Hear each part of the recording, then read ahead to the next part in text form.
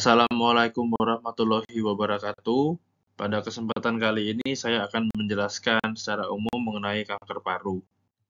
Definisi dari kanker paru merupakan penyakit keganasan di paru yang mencakup keganasan yang berasal dari paru itu sendiri atau kanker paru primer maupun keganasan dari luar paru atau metastasis tumor di paru. Kanker paru primer adalah tumor ganas pada paru yang berasal dari epitel bronkus atau karsinoma bronkus, atau yang biasa disebut sebagai bronkogenik karsinoma. Untuk epidemiologi dari kanker paru, berdasarkan data Globokan 2020, jumlah kasus kanker paru menempati urutan kedua, yaitu sekitar 11,4% dari seluruh jenis kanker secara global, di mana angka mortalitasnya yang disebabkan oleh kanker paru menempati urutan pertama dengan perkiraan 1,8 juta kasus kematian akibat kanker. Secara umum, angka kejadian kanker paru pada pria lebih tinggi dibandingkan wanita. Ini mungkin terkait dengan kebiasaan merokok ya, di mana rokok lebih sering terjadi atau terdapat pada pria. Insidennya pada pria sekitar 1:16, sedangkan pada wanita 1:17. Sebenarnya tidak terlalu selisih jauh ya. Dan belakangan ini angka kejadian kanker paru itu meningkat baik pada pria maupun wanita.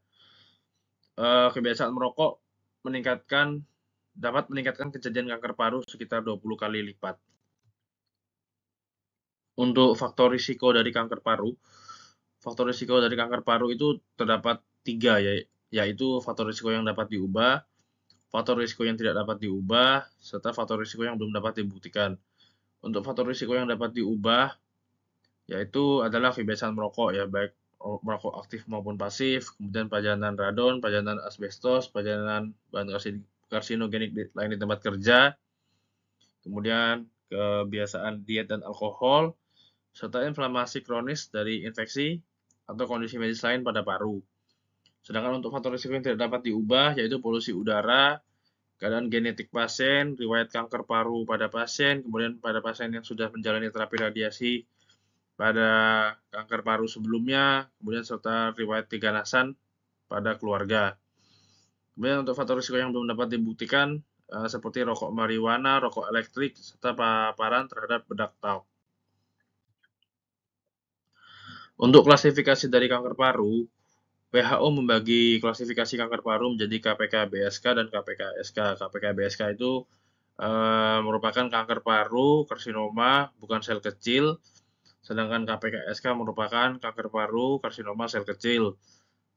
Di mana kejadian KPK-BSK ini mencakup hampir 85% dari keseluruhan kasus kanker paru, sedangkan KPK-SK sisanya yaitu sekitar 10-15%. KPK-BSK terdiri dari adenokarsinoma, squamous cell carcinoma, dan juga large cell carcinoma. Untuk subtipe dari KPK-BSK yang adenokarsinoma adalah merupakan subtipe KPK-BSK yang paling umum dengan insiden sekitar 40% dari semua angka kejadian kanker paru. Tipe kanker ini berasal dari perifer paru dengan kelenjar dan sel yang memproduksi mukus. Dibandingkan dengan jenis kanker paru yang lainnya, adenokarsinoma ini cenderung tumbuh lebih lambat dan memiliki peluang lebih besar terdiagnosis sebelum menyebar keluar paru. Sedangkan untuk squamous cell carcinoma itu terjadi sekitar 25-30% dari semua kasus kanker paru. Untuk large cell carcinoma terjadi sekitar 10-15% dari semua kasus kanker paru. Di mana subtipe ini berkaitan erat dengan riwayat merokok dan cenderung tumbuh serta menyebar secara cepat. Untuk yang kanker paru karsinoma sel kecil, itu memang kejadiannya dia lebih jarang ya, yaitu sekitar 10-15% dari semua kasus kanker paru. Namun tipe ini yang memiliki sifat yang sangat ganas dan penyebarannya sangat cepat. Ini bagan mengenai tipe dari kanker paru ya, di mana 85%-nya adalah yang KPK-BSK, sedangkan sisanya adalah 10-15% KPK-SK. Dan dari KPK-BSK itu sendiri terdapat 3 subtipe utama ya, yaitu adenokarsinoma yang mencakup 40%, squamous cell carcinoma yang mencakup 25%, dan large cell carcinoma 10%. Ini untuk staging kanker paru. Jadi staging kanker paru itu mengikuti yang edisi terbaru yaitu TNM edisi 8. Jadi untuk penentuan staging kanker paru itu dilihat dari komponen T itu untuk ukuran tumor parunya, kemudian komponen N itu untuk dilihat apakah terdapat nodul dan serta komponen M ya yang dilihat apakah terdapat metastasis atau tidak. Untuk T sendiri itu terdiri dari T1 sampai T4. Sebenarnya ada juga kriteria TX ya, di mana TX itu adalah tumor yang tidak dapat diakses melalui imaging ataupun bronkoskopi. Sedangkan untuk T0 adalah tidak adanya atau tidak terdapat bukti adanya tumor. Kemudian mengenai T1 artinya adalah ukuran tumor kurang dari 3 cm. Terdapat pembagian lagi ya yang untuk edisi 8 ini. Ada T1A, T1B, T1C. Untuk yang T1A ukurannya kurang dari 1 cm. T1B ukuran dari 1 sampai 2 cm. Untuk yang T1C adalah ukuran 2 sampai 3 cm. Kemudian untuk yang T2 itu ukurannya adalah 3 sampai 5 cm atau adanya keterlibatan pada bronkus utama tanpa karina atau invasi pada pleura visceral. Kemudian ada juga nih T2A. T2A itu yang ukurannya 3 sampai 4 cm serta T2B ukuran 4 sampai 5 cm. Untuk yang T3 dengan ukuran 5 hingga 7 cm ya. Atau tumor pada ukuran berapapun yang sudah menginvasi dinding dada, perikardium, nervus phrenikus atau terdapat nodul satelit pada lobus yang sama.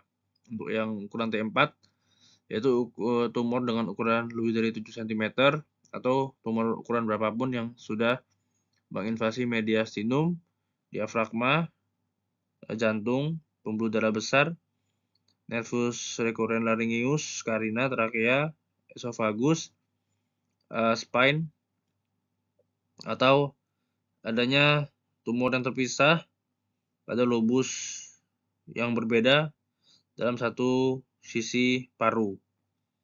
Kemudian untuk yang N itu melihat adanya nodus ya, di mana N1 terdapat nodus di hilus atau peribronkial ya, dalam satu sisi atau ipsilateral.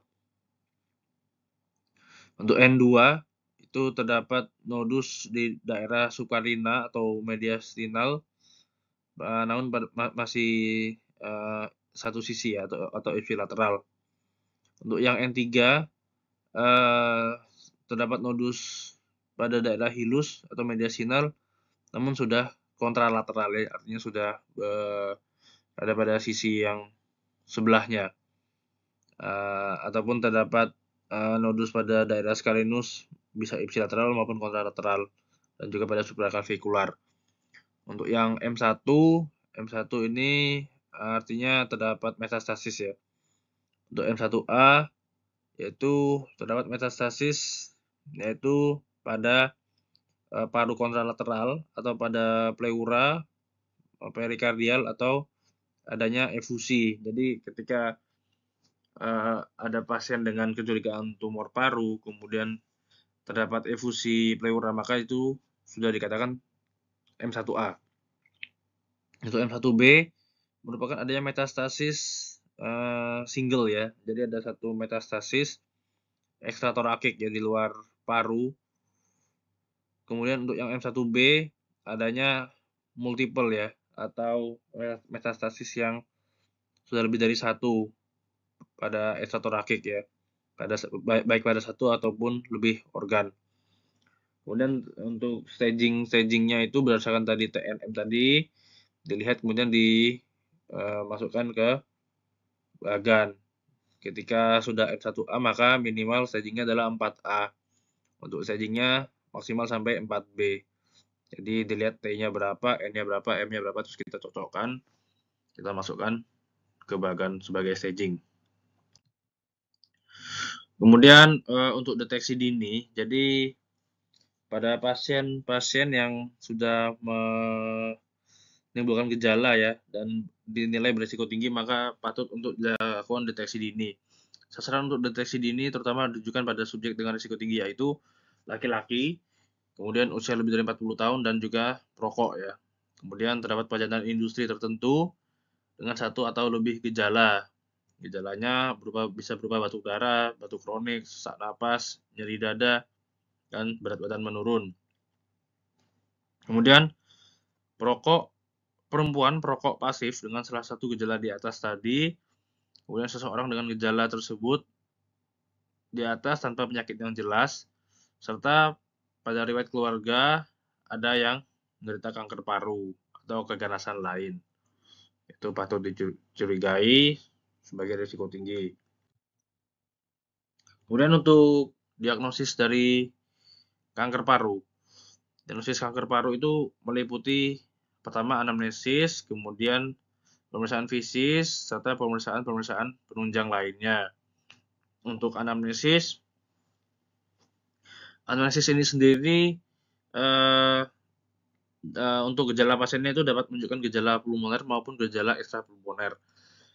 Untuk gejala pulmonernya itu yang paling sering atau paling umum adalah batuk ya. Batuk bisa dengan atau tanpa dahak dan biasanya bersifat kronis. Kemudian bisa menimbulkan gejala batuk darah, sesak napas, serta nyeri dada. Untuk gejala ekstrapulmoner ini ada yang bersifat akibat metastasis ya. Kalau yang bersifat akibat metastasis itu biasanya nyeri ya. Nyeri pada tulang atau bisa mengalami patah tulang. Kemudian juga bisa mempengaruhi keadaan neurologisnya ya, seperti sakit kepala, kemudian kelemahan, mati rasa pada anggota tubuh, pusing, gangguan keseimbangan, serta kejang. Itu biasanya kalau sudah metastasis pada otak. Kemudian pembesaran hepar, yaitu kalau misalnya sudah metastasis ke hepar juga, yang dapat menimbulkan gejala seperti kuning pada mata atau kuning pada kulit. Kemudian pembesaran kelenjar getah bening pada leher atau supraklavikula. Kemudian kalau metastasis ke nervus laryngeus recurrens dapat menimbulkan suara parau.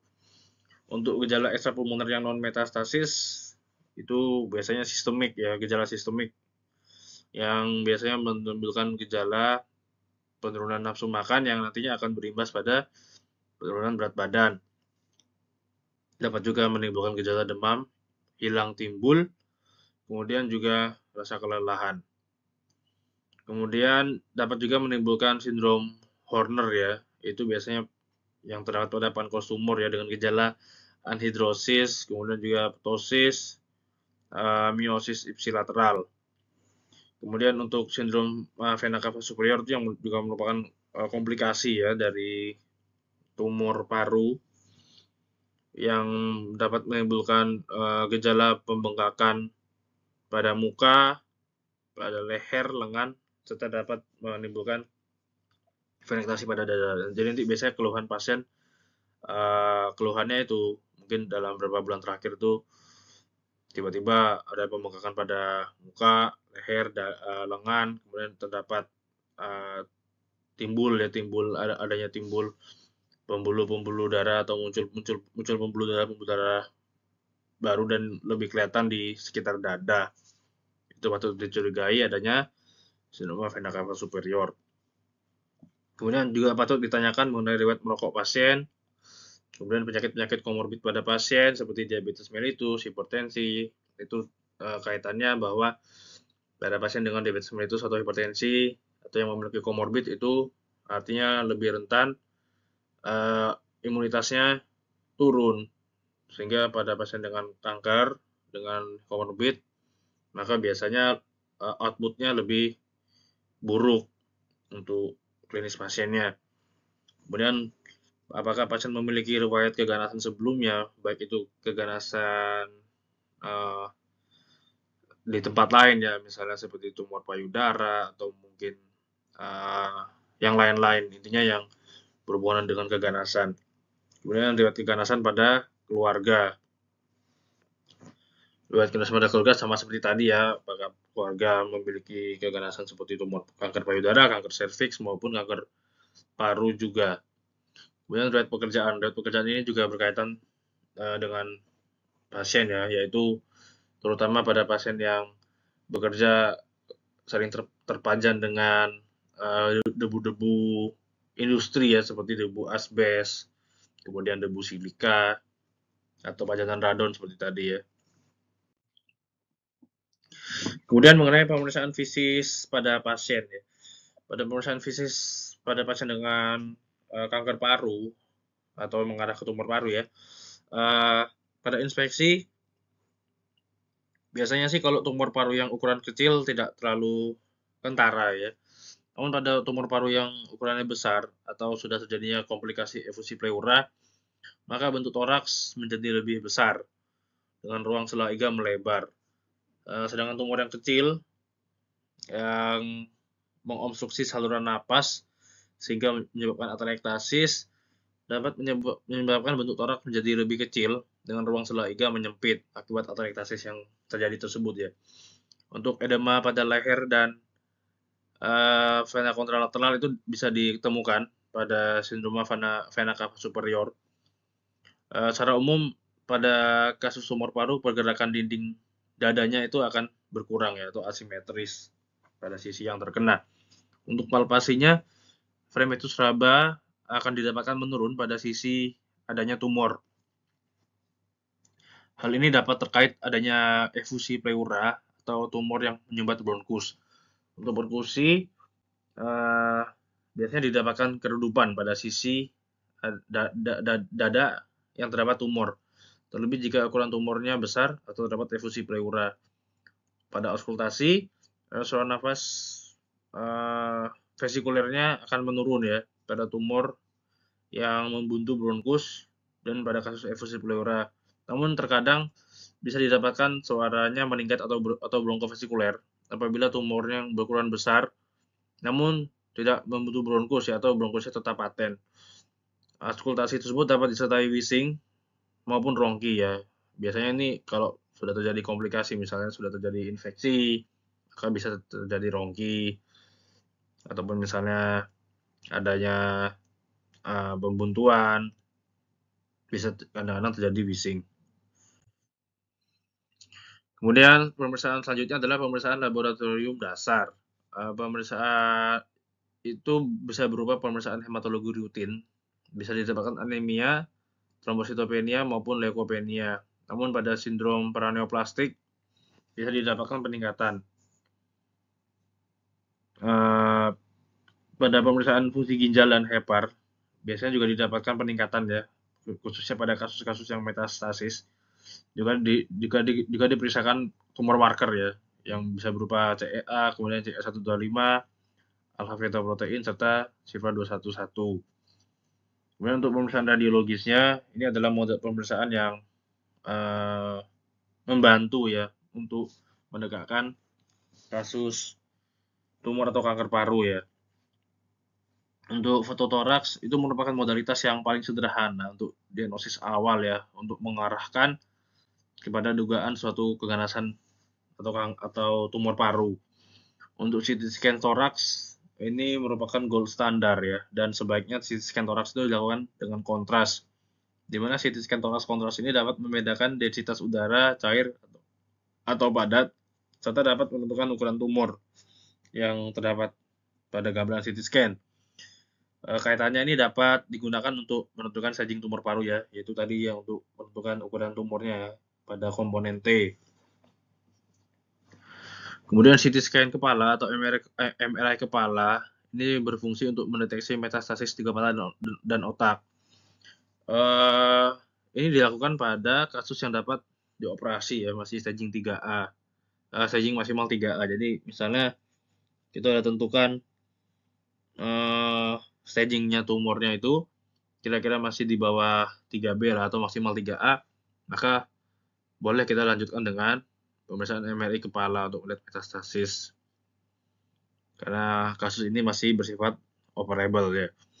Untuk bone scan atau bone survey dan USG abdomen, ini adalah modalitas yang dilakukan untuk melihat metastasis di luar paru, sehingga berperan dalam penentuan staging tumor paru untuk yang komponen M, metastasis tadi ya. Pemeriksaan-pemeriksaan lain atau pemeriksaan khusus ya, bisa dilakukan sitologi atau sel blok cairan pleura ya.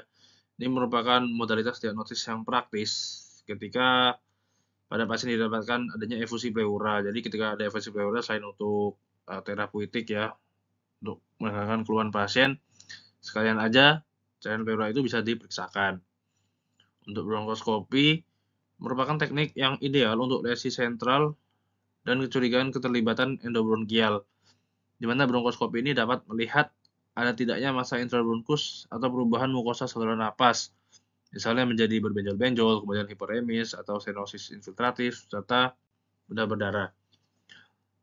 Bronkoskopi pengambilan spesimennya dapat dilakukan dengan transbronchial lung biopsi atau TBLB serta transbronchial needle aspiration atau TBNA. Spesimen juga bisa diambil dengan cara transtorakal ya, yaitu dengan transthoracic needle aspiration atau TTNA, serta transthoracic biopsi TTB atau core biopsi dengan tuntutan USG atau CT scan.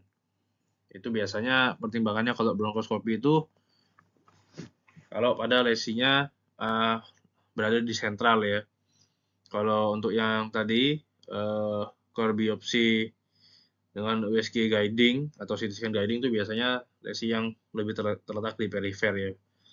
Biasanya lesi yang kedalamannya kurang dari 8 cm masih dapat dijangkau dengan core biopsi. Untuk yang lebih di sentral dengan bronkoskopi. Untuk FNAB atau fine needle aspirasi biopsi ya, aspirasi biopsi jarum halus itu dilakukan bila terdapat pembesaran kelenjar getah bening ya, atau teraba massa yang visible atau yang dapat terlihat secara di superficial. Itu dilakukan dengan FNAB. Untuk pemeriksaan biologi molekuler seperti imunohistokimia dan mutasi gen, imunohistokimia dilakukan pada adenokarsinoma dan karsinoma sel squamous yang poorly differentiated ya, yang fungsinya untuk membedakan lesi primer atau lesi metastasis. Untuk pemeriksaan mutasi gen dapat dilakukan dengan pemeriksaan EGFR, KRAS, VEGF, ALK, dan PDL1. Untuk tata laksana dari kanker paru itu sendiri, pengobatan kanker paru sifatnya adalah combined modality terapi atau multimodality terapi. Strategi pengobatan harus mempertimbangkan histologi, patologi molekuler, usia, komorbid, performance status, dan keinginan pasien. Selain itu, juga harus mempertimbangkan kondisi non-medis seperti fasilitas yang dimiliki rumah sakit, kemudian ekonomi penderita. Pengobatan bedah dan radioterapi adalah bersifat lokal, sedangkan kemoterapi dan terapi target bersifat pengobatan sistemik. Untuk pembedahan, indikasi pembedahan adalah bersifat kuratif ya, yaitu pada kanker paru yang stadium 1 dan 2 atau lebih kurang dari stadium 3B lah, maksimal 3A. Itu masih bisa bersifat kuratif, yaitu dengan pembedahan. Pembedahan juga merupakan bagian dari combined modality terapi, misalnya didahului kemoterapi neoadjuvan ya untuk KPK-BSK stadium 3A. Jadi fungsinya untuk downstaging terlebih dahulu. Dari stadium 3A mungkin nanti bisa menjadi stadium 2, baru nanti dilakukan pembedahan. Pembedahan juga bersifat paliatif ya, contohnya pada adanya kegawatan yang memerlukan intervensi bedah, seperti pada kanker paru dengan sindroma vena cava superior yang berat, yang membutuhkan intervensi bedah segera untuk meringankan gejala pasien ya, tapi itu sifatnya paliatif. Untuk radioterapi sering merupakan tindakan darurat yang harus dilakukan untuk meringankan keluhan penderita, seperti pada sindroma vena cava superior, nyeri tulang akibat invasi tumor ke dinding dada dan metastasis tumor di tulang atau otak. Radioterapi pada kanker paru dapat menjadi terapi kuratif atau paliatif ya. Kalau yang pada terapi kuratif, radioterapi biasanya menjadi bagian combine modality terapi ya, yang biasanya berupa neoadjuvan kemoradioterapi.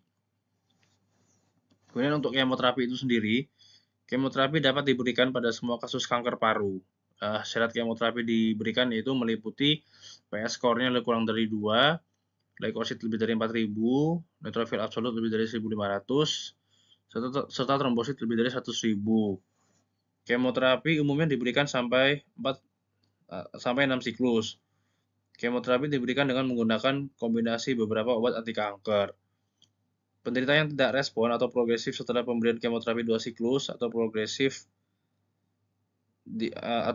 ya, biasanya dalam disease kriteria dikatakan progressive disease. Dalam masa evaluasi setelah selesai kemoterapi 4 siklus, maka dapat diberikan kemoterapi lini kedua. Kemudian ini mengenai terapi target ya. Jadi untuk terapi target itu ada yang EGFR TKI atau epidermal growth factor receptor tyrosine kinase inhibitor, sama ada yang ALK inhibitor ya. Untuk yang EGFR TKI, dia akan menghambat aktivitas EGFR tyrosine kinase sehingga menghambat aktivasi jalur transduksi sinyal yang memediasi fungsi EGFR. Biasanya ini untuk kasus-kasus adenokarsinoma paru dengan mutasi EGFR ya. Jadi pada adenokarsinoma paru dengan mutasi EGFR ketika diberikan TKI ya akan mempunyai respon yang signifikan ya dengan efek samping yang lebih dapat ditolerir dibandingkan kemoterapi ya. Jadi efek sampingnya lebih minimal ya karena langsung terpusat pada sel yang kanker tersebut. Kalau pada kemoterapi yang konvensional kan akan menyerang semua sel. Contoh obat dari TKI adalah gefitinib, erlotinib, afatinib, dan osimertinib. Untuk anaplastik lymphoma kinase atau ALK inhibitor, contohnya adalah krisotinib, alectinib, dan seritinib. Itu sudah disetujui oleh FDA dan diberikan pada pasien KPK-BSK locally advanced dan metastasis dengan ALK gen rearrangement yang positif. Ada juga obat vascular endothelial growth factor atau VEGF antibody ya. Jadi anti-VEGF dapat mengurangi ekspansi tumor dengan mengontrol pertumbuhan abnormal pembuluh darah di sekitar tumor. Jadi anti-VEGF ini sifatnya adalah anti-angiogenesis ya. Di mana di Indonesia yang sudah tersedia adalah namanya bevakizumab. Untuk imunoterapi, saat ini imunoterapi yang sudah tersedia di Indonesia adalah pembrolizumab. Pembrolizumab diberikan sebagai opsi lini pertama pada pasien dengan KPK-BSK stadium lanjut dan ekspresi PDL1 lebih dari sama dengan 50% yang tidak mempunyai kontraindikasi untuk penggunaan imunoterapi. Terdapat juga yang namanya durvalumab ya. Itu juga sudah tersedia di Indonesia. Diberikan pada pasien KPK-BSK stadium 3 yang unresectable dan KPK-SK sebagai terapi kombinasi dengan kemoterapi. Untuk evaluasi pengobatan dari kanker paru, evaluasi respon terapi dilakukan dengan melihat 3 hal ya, yaitu subjektif, semi subjektif, sama objektif. Kalau subjektif itu dilihat dari keluhan pasien ya, yaitu penurunan keluhan awalnya. Mungkin yang awalnya batuk darah, sekarang sudah berkurang atau bahkan tidak ada batuk darah sama sekali. Kemudian juga respon semi subjektif, yaitu perbaikan tampilan pasien, kemudian juga bertambahnya berat badan pasien. Serta respon objektif. Respon objektif itu dari pemeriksaan fisik, ada tidaknya nodul baru, dan radiologis. Radiologis ini berkaitan dengan resis ya. Resis itu adalah respon evaluation kriteria in solid tumor. Serta dilihat efek samping obat atau toxicity. Sedikit menyinggung mengenai resis ya. Jadi resis atau respon evaluation kriteria in solid tumor merupakan sistem standar untuk mengukur bagaimana kanker merespon terhadap pengobatan termasuk kemoterapi, imunoterapi maupun radioterapi.